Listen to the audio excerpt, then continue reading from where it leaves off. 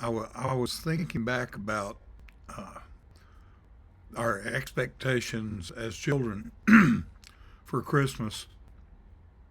And when I was young, we had, especially here in the South, we had a lot of family that lived with us, and that was very common, especially uh, coming out of the Depression, the way the South did in the 40s, and then in the 50s when I was young.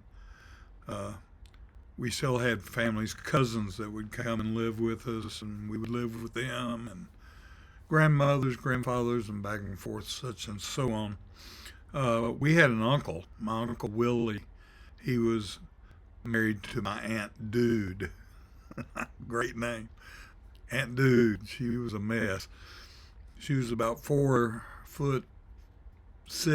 and maybe 70 pounds, and she was a character. Uh, a lot of fun, just crazy as she could be. She and her sister, my grandmother, came to Arkansas back shortly after the turn of the century, and she had learned to play the piano. They were both Creek Indian.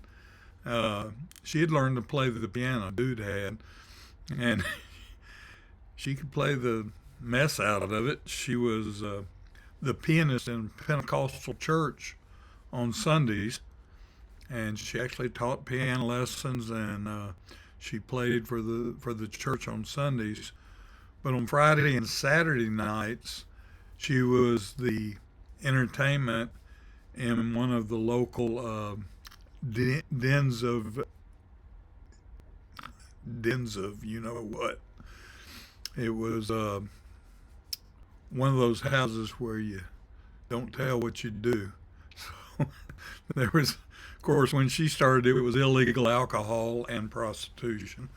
Uh, but she let the family know that she did not entertain that part of it. She was just the entertainment.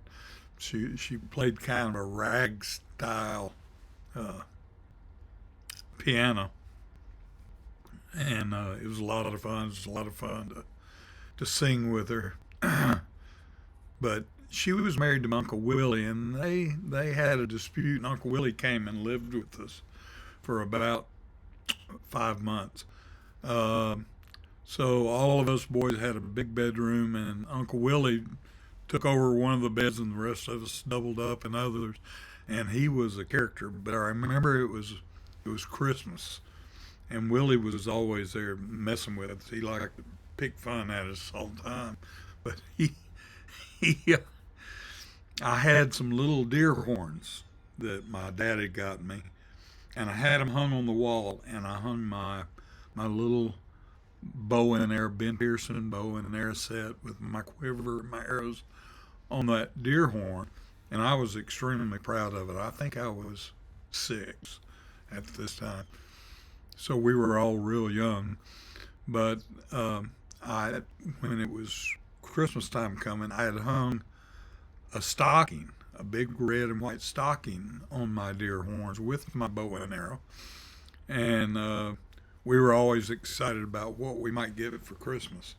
I was hoping for a BB gun, but when I woke up Christmas morning, it was still kind of dark. I could barely see anything. The first thing I did was look up at my deer horns and my stocking, and there was something in my stocking.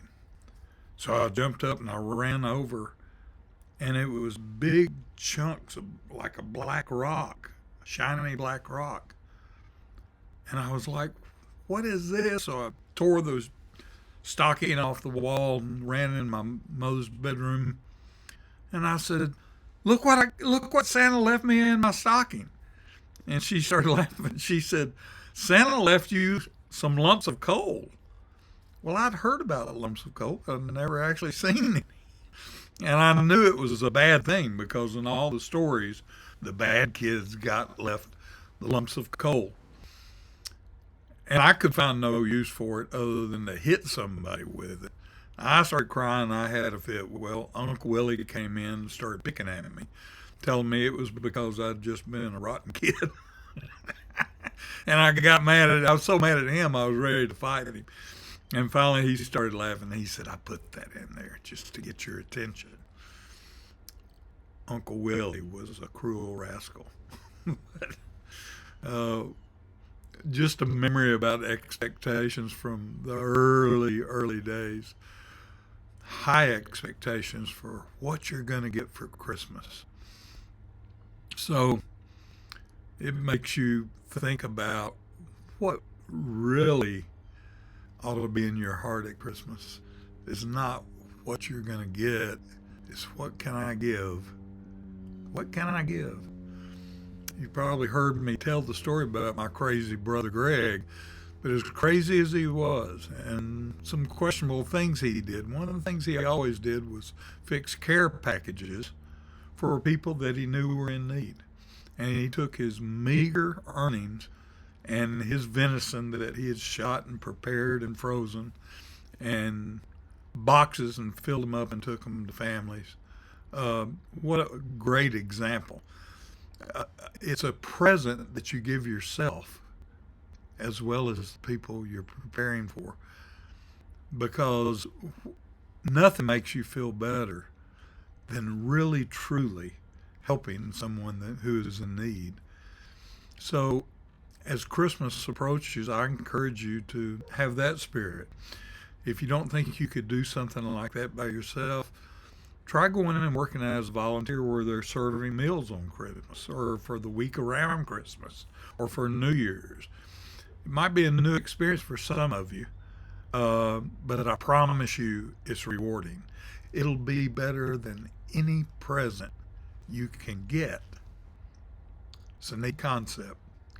So think about these things and send me a message.